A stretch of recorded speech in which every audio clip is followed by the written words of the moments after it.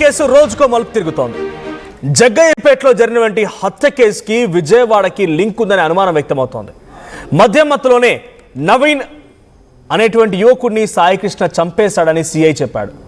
నవీన్ రెడ్డిని చంపిన తర్వాత సాయికృష్ణ మార్కాపురం ఎందుకు వెళ్ళాడు? జగ్గయ్యపేటలో ఇద్దరు అనుమానితులు మకాం వేసి కార్యకలాపాలు విస్తరిస్తూ ఉంటే జగ్గయ్యపేట పోలీసులు ఎందుకు సైలెంట్గా ఉన్నారు? కృష్ణలంక సిఐ జగ్గయ్యపేట వెళ్ళి సాయికృష్ణను అప్పచెప్పాలని ఎందుకు కోరాడు? సాయికృష్ణ మిస్సింగ్ వెనుక అసలు వాస్తవాలేంటి? ఇప్పుడివే అనుమానాలు వ్యక్తమవుతున్నాయి. సాయికృష్ణ మిస్సింగ్ వెనుక 25 కోట్ల ల్యాండ్ డీలింగ్ కూడా ఉందని అనుమానాలు వ్యక్తమవుతున్నాయి. సిపికి చెప్పకుండా టాస్క్ ఫోర్స్ పోలీసులు మార్కాపురం వెళ్లారా? జగ్గయ్యపేట మార్కాపురం టు విజయవాడ మధ్య ఏం జరిగింది? ఒక ల్యాండ్ డీలింగ్, ఇంకో యువకుడిని హతమార్చడం, సిఐ ఇక్కడి నుంచి అక్కడికి వెళ్ళడం, టాస్క్ ఫోర్స్ పోలీసులు సిపి అనుమతి లేకుండానే వెళ్లారని అనుమానం వ్యక్తం అవడం, ఒకటి కాదు రెండు కాదు పదుల సంఖ్యలో అనుమానాలు వ్యక్తమవుతున్నాయి. వీటన్నిటిని అప్డేట్ చేయడానికి మా ప్రతినిధి ఏపీ ఇన్పుటర్ కృష్ణమోహన్ సిద్ధంగా ఉన్నారు లైవ్ లో.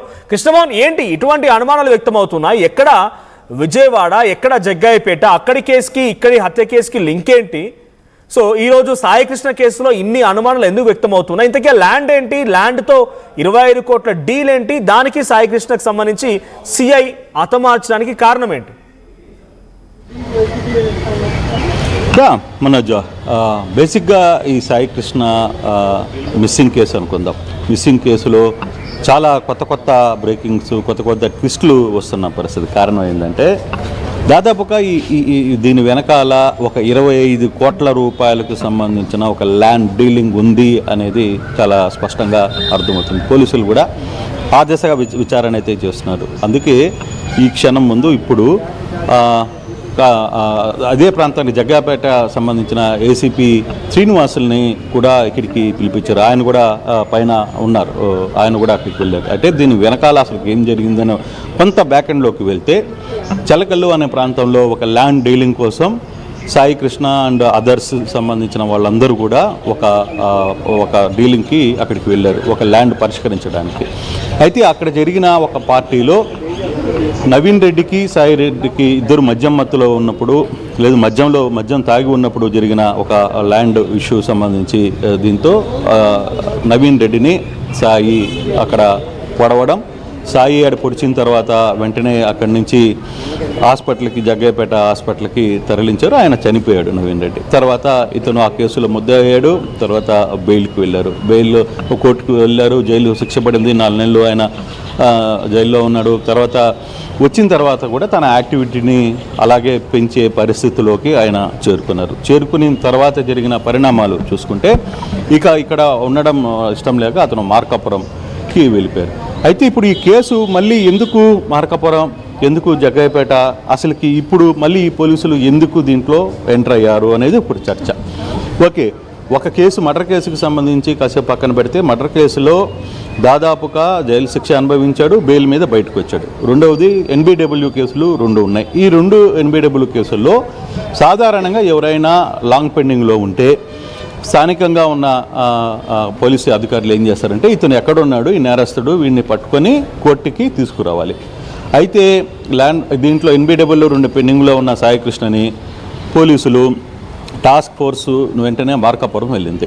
మార్కాపురం వెళ్ళి అక్కడ అతన్ని పిక్ చేసుకొని నేరుగా తీసుకుని వచ్చారు. అయితే టాస్క్ ఫోర్సు మార్కాపురం వెళ్ళడానికి సిపి అనుమతి లేకుండా వెళ్ళారు అనేది ఒక చర్చ.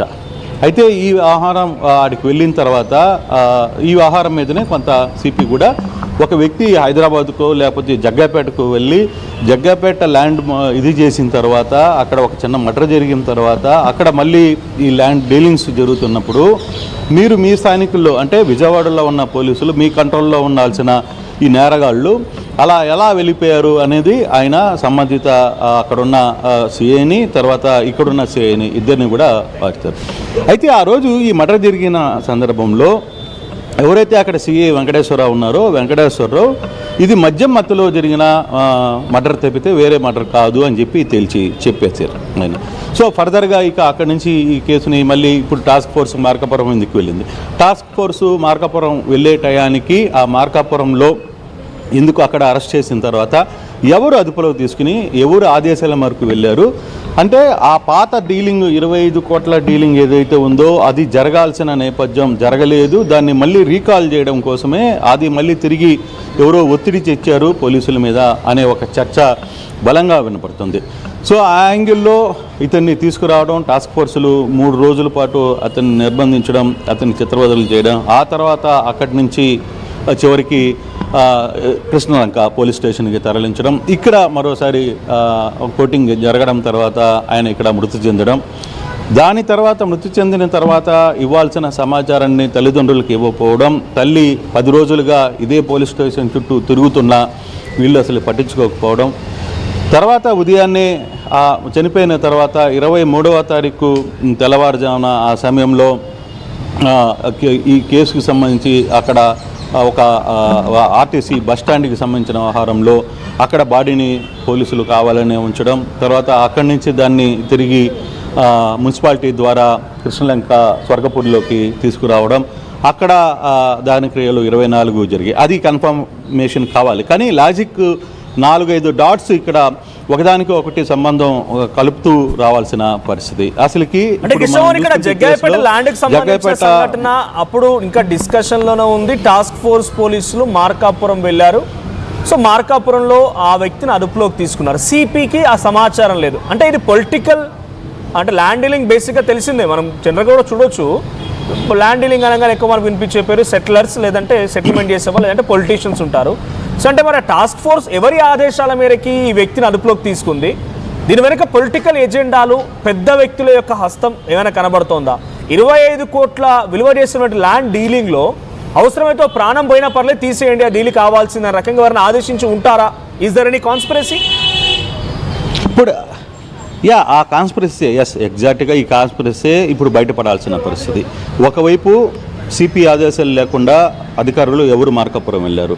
సరే, మార్కాపురంకి వెళ్ళిన తర్వాత సాధారణంగా ఒక స్టేషన్కి సంబంధించిన అధికారులు ఎవరైనా ఒక ముద్దాయి కోసం అదుపులో తీసుకుని వెళ్ళినా అక్కడ అరెస్ట్ చేసి తీసుకుని వచ్చిన తర్వాత అయినా సరే ఉన్నత అధికారులకు చెప్పే ప్రాక్టీస్ ఉంటుంది.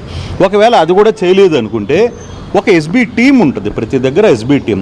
ఏ స్టేషన్లో ఏం జరుగుతుంది, ఎక్కడ ఏం జరుగుతుంది, మొత్తం పరిపాలనలో ఏం జరుగుతుంది, పోలీస్ శాఖలు ఎక్కడైనా పొరపాట్లు జరుగుతున్నాయా, ఈ వ్యవహారాన్ని కూడా ఎస్బీ టీం ఎప్పటికప్పుడు ఇక్కడ కమిషనర్ సిపి కాబట్టి ఆయనకి అందజేసే పరిస్థితి చెయ్యాలి వాస్తవంగా. మరి ఎస్బీ టీం ఎన్ని రోజులుగా 10 రోజులుగా ఇక్కడ కృష్ణలంక పోలీస్ స్టేషను లేదు, అక్కడ దీంట్లో టాస్క్ ఫోర్స్లో ఉంచినప్పుడు ఎస్బీ టీం ఎందుకు ఉన్నతాధికారులకు ఇంటిమేషన్ చేయలేదు అనేది ఒక ప్రశ్న. లేదు, నిజంగానే ఇంటిమేషన్ చేసిన తర్వాత ఆ వ్యవహారాన్ని తెలుసా అనేది కూడా రెండో ప్రశ్న. మరి ఇప్పుడు ఎస్బీ టీం వ్యవహారంలో అంటే మామూలుగా ఎస్బీ టీం చాలా గట్టిగా పనిచేయాలి. ఎస్బీ టీంలో ఎలా పనిచేస్తారంటే మామూలుగా ఒక స్టేషన్ సంబంధిత జిల్లాలో ఎస్బీ టీం ప్రతి సంఘటనని సంబంధిత అధికారులకి దృష్టిలో పెట్టే ప్రయత్నం చేస్తుంటుంది. కానీ ఇక్కడ జరిగింది ఏంటి, ఎస్బీ టీం ఎంత దూరం పనిచేసింది, ఎంత ఎఫెక్టివ్గా పనిచేసింది అనే అంశాలను కూడా మనం చూడాలి. కానీ ఆ ల్యాప్సెస్ ఉన్నాయా, లేదు నిజంగానే ఆ సమాచారాన్ని 10 రోజుల పాటు ఈ పోలీస్ స్టేషన్ కస్టడీలోనే ఉన్నారు, టార్చర్కి గురవుతున్నారనే అంశాన్ని వాళ్ళకి తెలుసా, లేదు ఇక్కడున్న అంటే ఈ పోలీస్ స్టేషన్కి పనిచేస్తున్న ఎస్బీ టీం ఆ వ్యవహారాన్ని సంబంధిత అధికారులకు ఇచ్చిందా లేదా, ఇవన్నీ క్వశ్చన్స్ రేజ్ అవుతున్నాయి. అయితే ఇప్పుడు సడన్గా నందిగామ